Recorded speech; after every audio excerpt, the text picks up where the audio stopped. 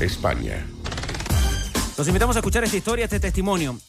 Nuestro siguiente entrevistado fue funcionario de LAN, tiene 63 años. Hoy, por motivos que también de alguna manera tienen relación con el fútbol, vive en España. Se llama Gonzalo Echeverría y es uno de los querellantes en el caso Sartor y Capitals. Gonzalo, muchas gracias por su disposición para conversar con ADN. Gracias por este testimonio y muy buenas tardes.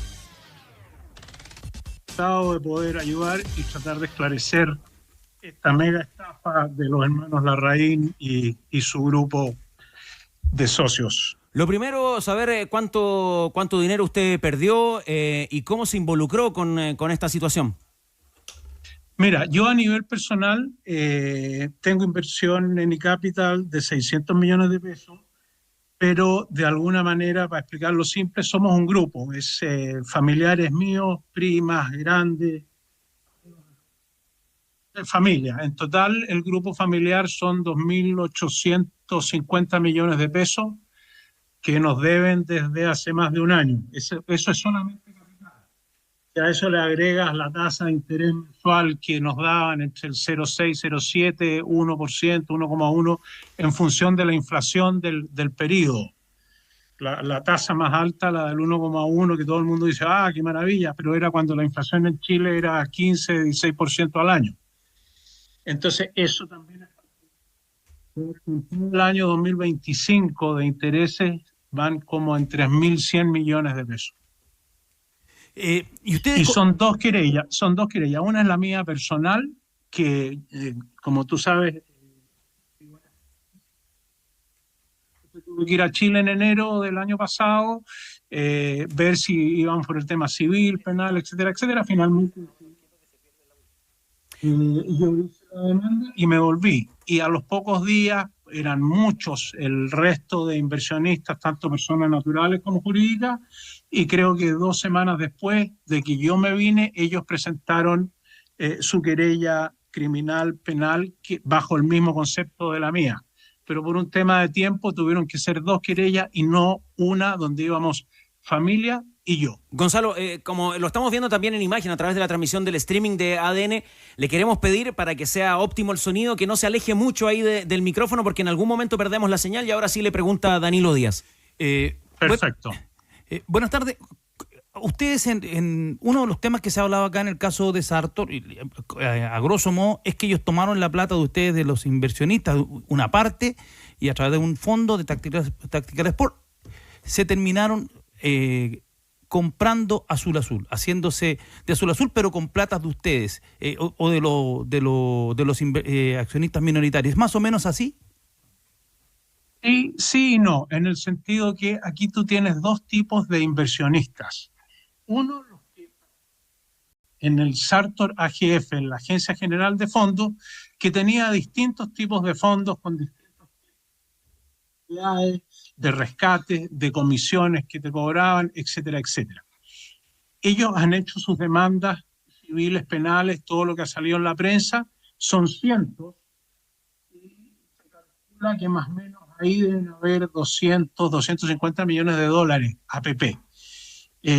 Hoy día Toesca, la Agencia General de Fondos Toesca, tomó lo que quedó de las inversiones reales del grupo Sartor, que de 500, 600, que puede haber salido millones de dólares en su momento en la prensa, yo creo que hoy día ya vamos como en 200. Yo asistí a una charla que hizo Toesca en diciembre, y solamente en uno de los fondos de 116.000 millones de pesos, el que me competía a mí, digamos, el Sartor Leasing, y ahí donde aparezco yo en el factoring y leasing y capital, hay pérdidas o, digamos, activos de humo por más de 70%. Eso fue público, la gente que quiso conectarse a la charla de todo esto, digamos, información pública que está en la CMF y en los distintos juicios. Yo creo que de ahí sale gran parte de los activos para poder comprar Azul a través del fondo Tactical Sport. Era uno de los fondos que manejaba Pedro Pablo Larraín con Michael Clark en el grupo Sartor. Por el otro lado está eCapital Factoring y Capital Leasing, cuyo dueño es o era, porque lo vendió en $1 millón el 2 de diciembre, en vista que la CMF lo estaba acorralando, era de Carlos Larraín Meri, hermano de Pedro Pablo Larraín, controlador absoluto de toda esta maquinación por así decirlo, que hizo con las platas ajenas. Carlos era el CEO de Aramco, ya no, producto de la cantidad de querellas, acusaciones y noticias que han salido en radio y prensa. Carlos era dueño de Danke y a su vez él controlaba eCapital Factoring y Capital Leasing en un 70%. El otro 30% es de la familia Gómez, que son los dueños iniciales del Factoring y Capital. Ellos partieron en el año 2011. No sé por qué razón aún seguían con un 30%, desconozco. Sé que hay querella entre esta familia Gómez contra Pedro Pablo, contra Carlos Larraín, contra incluso uno de los fundadores, que es primo de los Gómez, primo hermano, primo de segundo grado, los Gómez, que fue uno de los fundadores. Sé que también hay querellas ahí de parte de la familia Gómez. La familia Gómez era Sergo, no sé si te acuerdas, los repuestos automotrices Sergo. Ellos hicieron una gran venta al vender esa compañía a Derco. Y de ahí tuvieron mucho capital y una de las empresas de esta familia Gómez es el tema factoring y leasing. Gonzalo. Nosotros como inversionistas, como te digo, sumando los intereses que nos deben del año pasado y a día de hoy, son 3.200, 3.300 millones, que para los volúmenes de la estafa que está manejando hoy día la gente que tiene acceso a esta información, no es nada. O sea, en las grandes pérdidas han sido en la Agencia General de Fondos, cuya licencia se las revocó la CMF junto a las multas. Yo te diría que a los 3 personajes más relevantes de esta historia de terror, que es Pedro Pablo Larraín y Michael Clark. Lo suspendieron por 5 años de cargos públicos directivos y multas de 80, 70 y 65 mil UF cada uno. ¿Por qué razón? Por presentar información falsa, por hacer triangulaciones de platas de los inversionistas, ya sea eCapital o Sartor AGF, a empresas relacionadas, etcétera, etcétera. Por supuesto que el fiscal Araya, cuando siga avanzando en esta causa y empiece, esperamos todos los que estamos en este infierno, a abrir las cuentas de las empresas, de los socios, dueños, familiares, etcétera, ahí es donde puede haber alguna luz de esperanza y también ahí podrías tú tener la claridad de dónde vienen los millones para la compra de Azul, que indudablemente para nosotros inversionistas el hecho que el grupo Sartor y Capital hayan tenido acuerdos con BTG, con Moneda, con Cordada, que tenían Azul, que tenían el Midmall, que tenían un porcentaje de la gestora La Araucana, que tenían negocio inmobiliario en Estados Unidos, indudablemente que uno entra un poco más tranquilo a invertir en este tipo de empresas, que además estaban reguladas por la Comisión por el Mercado Financiero, por la CMF.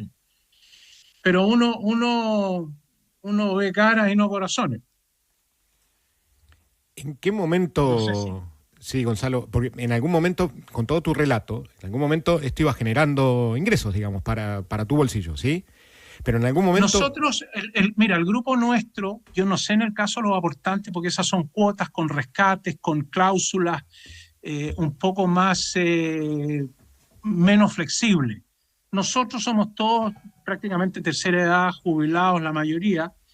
Nosotros invertíamos una cantidad a una tasa de interés que, como te digo, los últimos 5 años era de un 0,6 a un 1,1 mensual, con un pagaré de respaldo y ese pagaré, si tú lo querías renovar, ellos te daban una prórroga como un acuerdo con la nueva tasa, etcétera, etcétera, y te caía un pago todos los meses, una cantidad fija nominal, que en el fondo, ¿por qué te lo digo así tan explícitamente? Porque no tenemos, la mayoría de nosotros no tiene trabajo, entonces nuestro ingreso mensual es la inversión que tú tienes o en un fondo mutuo o en un factoring o en un Larraín Vial o en un Sartor, digamos.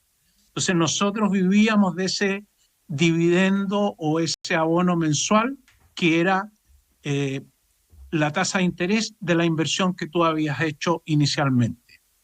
Otra cosa bien importante en el caso nuestro, en el factoring, todo esto está respaldado por un pagaré, y en ese pagaré hay una cláusula muy estricta que dice que todas las platas que los inversionistas aporten a eCapital Factoring, a eCapital Leasing, tienen necesariamente que invertirse en el rubro, es decir, en el negocio de factoring. Factoring, leasing y confirming. No puedes tú tomar esas platas y pasárselas al Fondo Tactical Sport para comprar Azul Azul. No puedes tú prestárselas a Autofin, que era una de las empresas de los Larraín, o no puedes tú prestárselas a la señora Jimena Carballo, la mujer de Pedro Pablo. Estoy suponiendo, ¿no? Eso se iba a saber cuando se abran las cuentas corrientes de las empresas y de las personas naturales. Pero para que me entiendas, tú no puedes usar esos recursos en cosas que no sean del rubro de factoring y leasing, que es lo que ellos hacían, triangulaban, se prestaban sin ningún respaldo, ni siquiera una servilleta que ponían la firma, oye, te debo 20.000 UF, nada. Entonces, bueno, y esa es la razón principal por la cual la CMF los multó y los castigó con la inhabilitación de 5 años. Perdona, y esa figura, Gonzalo, es la que además determinó que Oscar Hebel, director de Sartor, se autodenunciara por malas prácticas, lo que le significara que se le rebajara a él la sanción, pero al mismo tiempo él aportó información muy relevante en esta causa. Claro. Bueno, él lo dice públicamente, que él hizo vista gorda a estas malas prácticas financieras, el compliance que le llaman los gringos. Yo tuve mucha suerte que Oscar se haya autodenunciado, porque Oscar primero tenía mucho dinero invertido en los fondos Sartor y amigos, familia, un poco el caso mío, pero con mucho mayor cantidad de plata.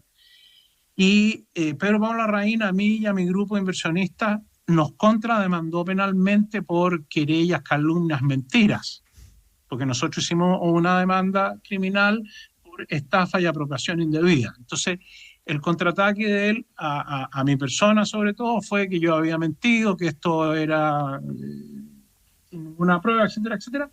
Y el mismo día que él hace la demanda, que Pedro Pablo Larraín me demanda, Oscar Hebel públicamente se autodenuncia ante la CMF, diciendo justamente lo que yo había escrito en la demanda penal. Triangulación, no uso de los recursos en los negocios que había que invertir, etcétera, etcétera. Y por supuesto que esa querella de Pedro Pablo Larraín a mi persona, el juez o el fiscal no dio lugar. Así que ese caso está cerrado. Por lo tanto, sigue la querella, solamente la querella penal mía contra él y Carlos Larraín, Sartor y Capital, etcétera, etcétera. ¿A usted qué le parece que Michael Clark, después de un año, porque esto estalla en noviembre del año 2024, con la sanción de la CMF, se mantenga como presidente y como principal controlador de Universidad de Chile, con todo lo que implica en el país el nombre de la Universidad de Chile como alma mater de la República? Mira, al final uno tiene que tener cuidado cuando habla públicamente, porque después cada palabra puede ser usada en tu contra. Yo a él no lo conozco personalmente, sé que era uno de los directores de Sartor y bueno, hoy día controlador, sobre todo después de la compra de este señor Correa, hoy día del 21% de Mano Shapira. Pues hoy día ya controla absolutamente todo. Yo creo que me encanta la U, es su pasión y eso, digamos, yo lo escuché de antes de haber sido estafado. Si tú lo comparas con el caso de Carlos Larraín, que Carlos estaba mucho más afuera que Michael Clark en el grupo Sartor, a pesar de que era hermano digamos, de la mente que yo creo que es el que más ha hecho daño y el que más ha hecho estas triangulaciones, que es Pedro Pablo Larraín. Yo creo que ese es el cabecilla de todo esto, mi impresión. Después la CMF y el fiscal Araya van a determinar quién es quién acá. Dicho eso, habiendo salido Carlos Larraín como CEO de Aramco, una de las mejores puestos que puedes tener en América Latina hoy día, con un ingreso mensual y bonos que, mira, lo encuentro increíble. Además, Carlos fue, entre comillas, colega mío en Lancargo. Yo tenía buenas referencias de él. La verdad que cuando estuve en Santiago lo llamé, por supuesto que no me contestó nunca más. Pero si Carlos Larraín sale de Aramco como CEO, que Michael no salga de la U, de Azul Azul y de la Corporación Universidad de Chile, es bien curioso. Es bien curioso. No estoy diciendo que con esto él es culpable o no, o más culpable que Carlos, no lo sé. Eso lo tiene que determinar la ley. Pero yo creo que en cualquier otra parte del mundo es impresentable que después de todo lo que ha pasado con Sartor, después de lo oscuro que ha sido la compra de Azul Azul por parte de Tactical Sport, con Pedro Pablo Larraín detrás, con estas platas que desaparecieron de los 500 millones de dólares que manejaban, deben quedar 200, si es que es impresentable, pero lamentablemente tiene que dictar la ley en Chile. Eso es una investigación que por lo menos, creo yo, en el caso de Sartor AGF y Capital, va a durar 1 o 2 años más por lo menos. Si tú miras el caso Cascada, la cantidad de años que duró, Larraín Vidal Factor. O sea, el tema es así, hay que tener paciencia, hay que estar armado con una fortaleza única, y por supuesto que estos casos, cuando me piden hablar en la radio o donde sea, yo la guerra la voy a dar mientras viva. Pero mi opinión personal es que es impresentable que siga a cargo de Azul Azul. Pero él tiene todo el derecho a defenderse y a través de sus abogados presentar una contrademanda, y hasta que no haya una resolución definitiva, hasta que no se aplique la multa de los 70.000 UF, creo que es el caso de él, y hasta que no le apliquen la inhabilidad para ser director o ejecutivo en el mercado o en empresas del mercado financiero chileno, yo estoy seguro que él va a seguir dando la pelea. Gonzalo, es muy importante lo que acabas de señalar respecto al tema de los plazos, porque efectivamente se empieza a apoderar frente a este hecho noticioso una cierta impaciencia, que es justamente lo contrario de lo que tú acabas de señalar, es decir, dice voy a dar guerra mientras viva. Esto puede dar para 1 año, 2 años, 3 años efectivamente de batalla en tribunales sin resoluciones definitivas todavía, ¿o no? A ver, yo creo que el timing, por lo que me ha dicho mi abogado penalista, que tiene mucho más experiencia que uno, pero ya también soy viejo y he tenido alguna de estas batallas, yo creo que el total deberían ser 3 años. Ese sería un promedio. Si ya llevamos 1 y algo, yo creo que a finales del 28 por ahí pudiera... Ahora, yo te estoy hablando de nosotros, digamos, los querellantes contra Sartor y Capital y los Larraín. Por ahí el caso de Azul Azul creo yo que es más simple, porque hoy día cuando el Fondo Tactical compra, hace una sola compra, que hay fecha, hay precio, y de ahí la CMF ha pedido antecedentes. Hoy día en la mañana ya pidió antecedentes de la compra a los hermanos Shapira por el abogado de Michael.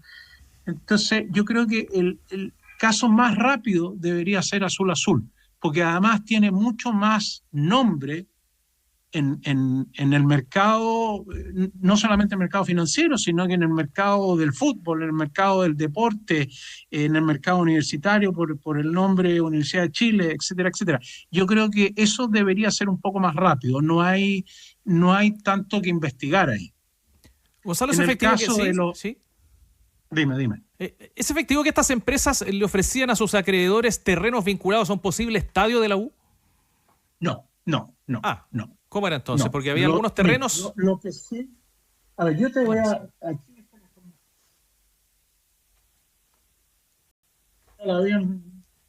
Cuando yo me voy a Chile, el día 30 de diciembre no nos pagaron los dividendos. Los días 30 cada mes ellos agarraban los 2.850 millones de míos y de mi grupo, aplicaban la tasa de interés y nos pagaban los días 30 históricamente. Siempre pagaron los días 30 y en eso no tengo nada que decir. El 30 de diciembre no pagaron, por lo tanto, hablé con mi abogado civil y mandamos una carta el día 31 de diciembre, mira qué entretenido, pidiendo el rescate de todas nuestras inversiones, adjuntando los pagarés originales y las prórrogas. Es razón porque en el pagaré te dice que si no te pagan el día correspondiente en el pagaré, tú tienes el derecho a pedir el rescate de tu inversión.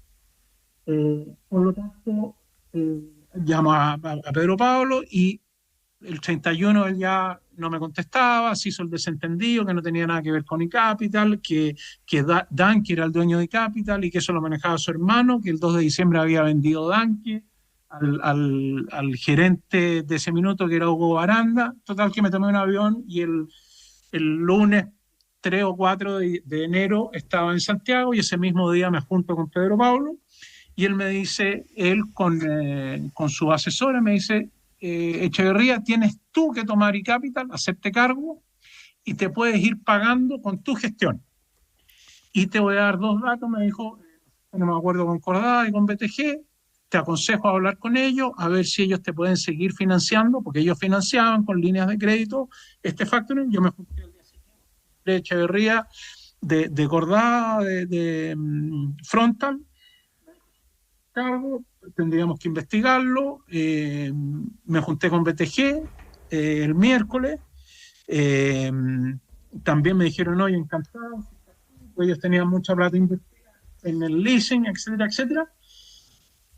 Avancé y después de unas 2 semanas de varias reuniones, yo le digo a Pedro Pablo, ok, yo me hago cargo de iCapital. De los 3.000 millones que me debe, pon por lo menos el 60% arriba de la mesa. Yo le transfiero a los, digamos, a mis primas, las más viejas, a los más necesitados, digamos, y nos repartimos proporcionalmente, cargo de iCapital con todo lo que ello implica. Entonces ahí ellos me empezaron a mostrar alguna información que yo desconocía. Está escrito, afortunadamente, está todo en mi carpeta investigativa, donde me dicen, lo primero que tenía que hacer era una resiliación de la venta de Carlos Larraín a Hugo Baranda de Danke, es decir, esa venta se anulaba y yo compraba Danke, yo personalmente, o GCP, que era mi sociedad, y además comprarle el 30% a los hermanos Gómez. Después, solucionar BTG, solucionar Cordada. Curiosamente, el gerente del factoring de Cordada era el asesor de Pedro Pablo Larraín.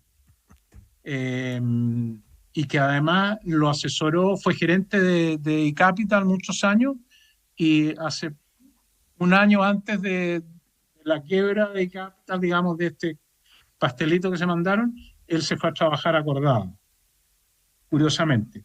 Bueno, y ahí me dicen, oye, pero ojo, que si te haces cargo, hay una deuda de iCapital Leasing y de iCapital Factoring con Sartor AGF. Ah, le dije, qué bien. No solamente estaban los 2.900 millones nuestros, sino que habían más de 20.000 millones de deuda de iCapital con Sartor. Digo, pero ¿cómo voy a pagar 20.000 millones? O sea, si yo me quiero pagar los 3.000 míos. Me dicen, no, lo que pasa es que la solución es que puedas adquirir 2 empresas, Noviciado y Pozo Almonte, que hay unos terrenos que alguien, un amigo, muy amigo parece de este señor Larraín, los daría en dación de pago a estos fondos. Lo que dicen las malas lenguas y los rumores es que aparentemente eso podrían haber sido terrenos donde se quisiera construir un estadio de fútbol. Pero desconozco, porque ni siquiera estaban pagadas las contribuciones de esos terrenos. Entonces, yo no seguí profundizando en este tema porque como ellos no me pusieron un peso arriba de la mesa, lo único que me dijeron era toma la cartera en cobranza, la cartera vencida, que eran como 1.400 millones, que tenía más de 180 días de incobrable demora. Mi abogado me dijo por ningún motivo, o sea, porque de esos 1.400, si te va bien, puedes cobrar el 20-30%.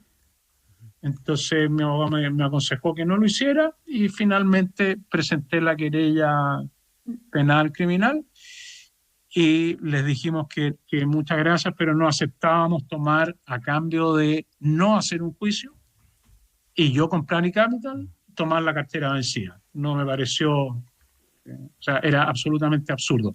Entonces no pude seguir investigando o tener información importante respecto a esa deuda y respecto a esos dos terrenos. Pero era muy extraño, era muy al vuelo, como creo yo que es todo lo que ha hecho este señor Larraín. Gonzalo Echeverría, en contacto desde España con ADN Deportes, un programa de fútbol. Nosotros llevamos mucho tiempo hablando de la situación de Azul Azul. Hoy, gracias a tu testimonio, Gonzalo, por fin le ponemos cara, le ponemos voz a una persona que fue perjudicada, que fue estafada por Sartor y Capital. Los auditores que han seguido atentamente tu relato también deben saber que tú nos pediste expresamente que esta conversación tuviera el carácter de telemático, porque tú tienes ahí los papeles, los documentos y querías tenerlos a la mano. Por eso de repente también te reitero que siempre nos hables frente a la pantalla porque a veces se va la señal. Simplemente mi consulta es, Gonzalo, para ya ir cerrando, en lo anímico, ¿qué ha representado para ti todo esto y tu situación hoy en España, que paradojalmente te tiene viviendo en ese país por el fútbol? Sí. Mira, yo tengo un hijo que tiene 19 años, Borja Echeverría. Él estuvo en la U cuando estaba el Cookie Enrique y se lesionó. Tuvo una no era quebradura porque tenía 12, 13 años y no lo inscribieron en marzo. Se mejoró de la lesión. De ahí me lo llevé a Barnechea, donde el presidente jugábamos juntos en la Liga Oriente. Y después vino el estallido. Entonces estuvo desde el 18 de octubre hasta 6-7 meses sin jugar. Después viene el COVID. Entonces Borja estuvo entrenando, nosotros vivíamos en Colina, en una parcela, entonces teníamos nuestra canchita baby y ahí le metimos muy fuerte todos los días porque no podía salir de la casa. Después yo jugaba en la liga con el Pato Mardones, que me dijo, en Quilín, me dijo, oye, todavía no hay campeonato. Y por la cercanía que tenía yo con la Católica y con de mi mejor amigo, que en paz descanse, Cristian Caballito Besa, no sé qué, y lo probaron, ya lo conocían a Borja, y lo dejaron. Pero Lepe y Madrid, que era el encargado en ese minuto, me dicen, no hay fútbol hasta marzo del 2022. Bueno, llamé a un amigo, yo viví en España de joven, viví muchos años en Europa, y tengo un gran amigo que es Petón, que tiene un programa que se llama El Chiringuito acá en España, que era dueño del Huesca en ese minuto, y me dijo, ya, trae a tu hijo y vente el 1 de septiembre, te quiero ver acá. Tuvo un año en la Federación Española, que es como la cantera, y de ahí lo fichó el Leganés. Entonces hizo juvenil C y B en el Leganés, y el juvenil A del año pasado jugó en Móstoles, donde tiene contrato hoy día en el primer equipo y juega en tercera federación. Tiene un contrato por 3 años. De hecho, para que la Liga Juvenil A que jugó entre septiembre y junio, el técnico Real Madrid era Arbeloa, jugó contra el Atlético, contra el Rayo Vallecano, Getafe, o sea, la mejor liga del mundo para un aspirante a futbolista profesional de 17, 18 años. Así que acá estoy con él. Esa fue una de las razones por las que nos vinimos. ¿Y su sueño, su expectativa es volver a Chile? No lo sé. Tengo una hija que se gradúa ahora en junio en la Universidad Autónoma de Administración de Empresas, hizo su práctica en Deloitte, ya tiene contrato en Deloitte y parte trabajando en septiembre. Tengo otra hija que está en Chile, casada. Es complicado, pero lo más importante, lo que te quería contestar a tu pregunta, desde noviembre del año pasado, cuando la CMF empezó a investigar, uno tiene que vivir la estafa. Yo creo que te asalten, que te roben, que te estafen a estos niveles, a la edad que tiene uno, es un dolor de alma día y noche, 24/7, como decía Piñera. Esto sí que es 24/7, porque no lo puedes dejar, porque yo 600 millones, yo trabajé en Lancargo toda mi vida, después fui mini empresario y tal, pero mis ahorros, parte importante, estaban ahí. Entonces te quedas sin el flujo, te quedas sin el patrimonio, te sientes absolutamente un estúpido, por decirlo de alguna manera, y desgraciadamente para mí el cargo de conciencia, que eso ya es para, digamos, definitivamente para cerrar, que mis primas más viejas que yo, jubiladas, divorciadas, confiaron en el fondo mi consejo, que era que invirtieran en iCapital porque les llevaba su dividendo todos los meses, etcétera, etcétera. Entonces, además de haber perdido yo, me siento muy responsable de cuando me dijeron, primito, vamos a meter unas plata acá, ya, perfecto. Entonces es un doble dolor. El tuyo personal, cuando tu mujer y tus hijos te ven hechos polvo y ellos tienen ahora, bueno, Borja tiene contrato, gana algunos euros, Dominga hizo la práctica en Deloitte, también tiene sus pesitos. Entonces, pero ellos se buscan la vida, hacen cosas por fuera, en fin. Entonces eso es muy duro. Cuando dice, papá, el verano, ¿qué vamos a hacer? Pucha, lamentablemente las condiciones cambiaron. Pero, digamos, eso es la parte monetaria. Lo que no ha sido este año y los que me quedan hasta que se resuelva esto, es muy duro, es muy, muy duro. Yo creo que, y ojalá algún fiscal, algún juez y la CMF me esté escuchando, porque si tenéis 30 años y te pasa algo de este tipo, Pedro Pablo Larraín lo tenía claro, le decían mis primas, cuídame a mis primas, cuídame a la tía, que lo único que tiene... Llegó en julio, ya cuando iCapital estaba hecho polvo, sí. Invirtió los únicos 150 millones que tenía y ahí está. Entonces, eso para mí ha sido igual o más duro de haber perdido los 600 millones.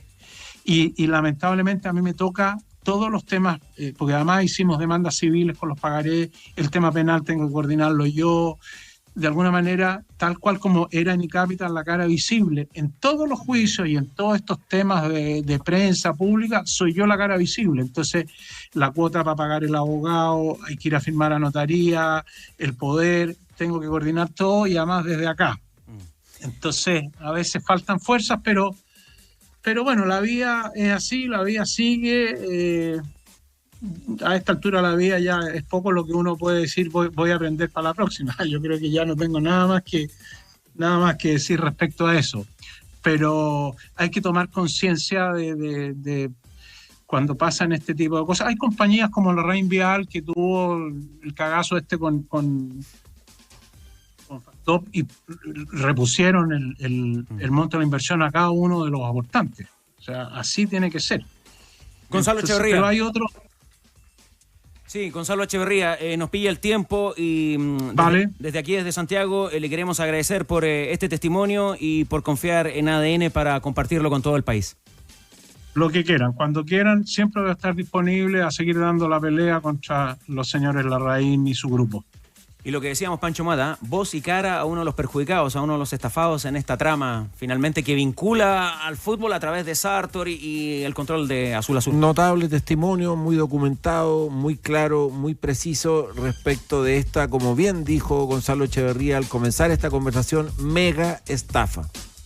¿Sabías que estamos por vivir el mundial más grande de la historia? Ya voy contigo, Danilo. D-Sports va a ser el único en transmitir toda la Copa Mundial de la FIFA. Sí, los 104 partidos, una locura. La cobertura más completa la tienes en DirecTV y Digo. Suscríbete hoy en directvla.com.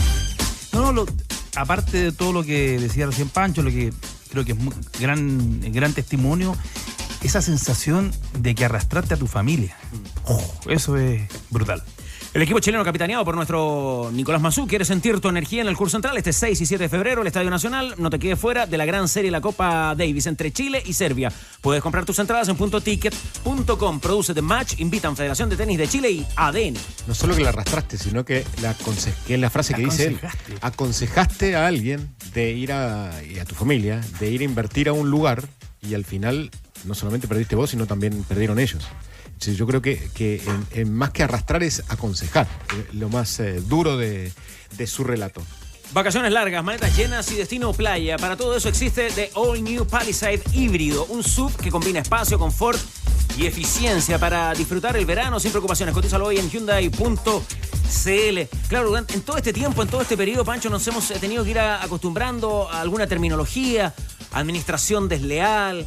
Pero en este caso, me parece que para el sistema capitalista, que es el que nos rige, hay una cuestión que es terrible, que es como traicionar la confianza de quienes pusieron tu plata, te pusieron la plata para invertir, ¿o no? No, y es bien notable en el detalle de cómo la martingala que montaron después, cuando intentan involucrarlo para que supuestos recursos, digamos, con los que te pagarías, y él se empieza a dar cuenta que ahí no hay nada y que en el fondo si él hubiera firmado esa documentación, primero hubiera renunciado al proceso legal, digamos, que establece en su contra, y segundo, se hubiera obtenido información más privilegiada respecto del modo en que estaban operando. Es decir, acaban de documentarnos sobre cómo se montó la martingala y cómo después quisieron zafar y no pudieron. Y por eso yo creo que la tarea que tiene Toesca también es muy relevante. Es muy brava. Es muy relevante, yo creo que para la transparencia del mercado